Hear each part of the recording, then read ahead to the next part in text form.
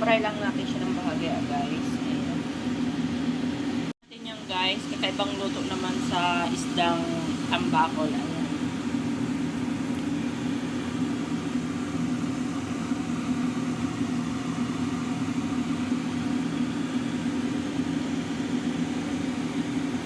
Yan, guys. Fry natin ng bahagya. Minarinate ko na siya, guys. Ayan. Wait lang natin na mag-brown siya ng konti. Ano siya, guys? Ganyan lang siya, guys, sa brown. Kunti-kunti lang. Ayan. Yan, guys. Nagtagay ako ng butter. Green onion. Ayan.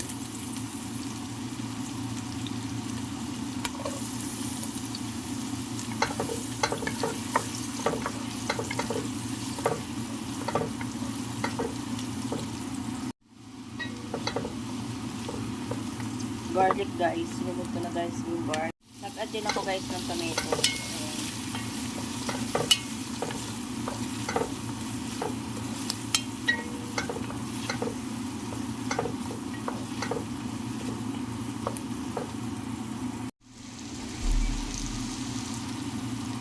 Add ako, guys, ng buharat, paprika, and curcum. Ayan.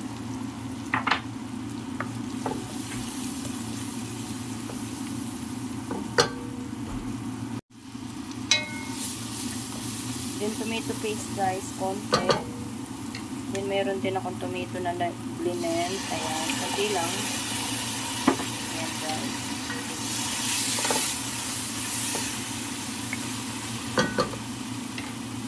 Ako, guys, ng water. Konti lang na water. Ayan, guys.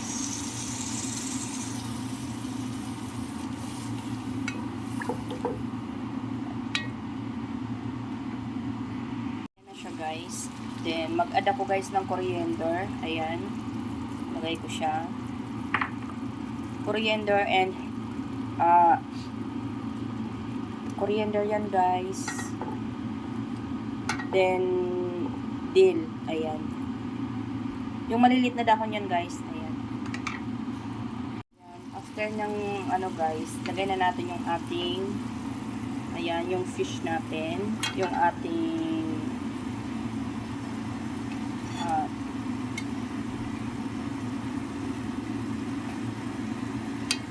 tambakol, guys. Ayan.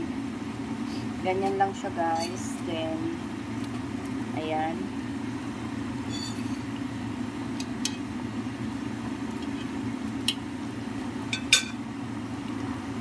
Lutuin ko lang siya ng bahagya, guys.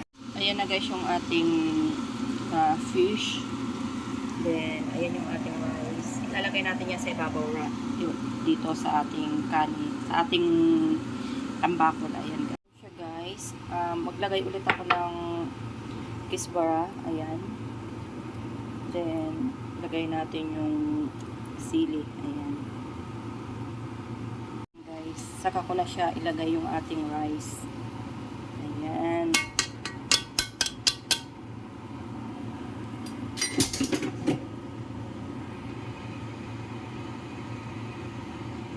Natin, guys, kailangan niya pakulaan muna natin. Pag half cook na siya, ayan, pag painin na siya, ayan, saka natin siya tatanggalan ng water, then ilalagay natin siya sa ibabaw ng fish. Ayan. Then, takpan natin siya ng aluminum foil. Ayan. Ayan siya, guys. Luto na siya. Ayan. Ito turn lang natin yan, guys. Ayan.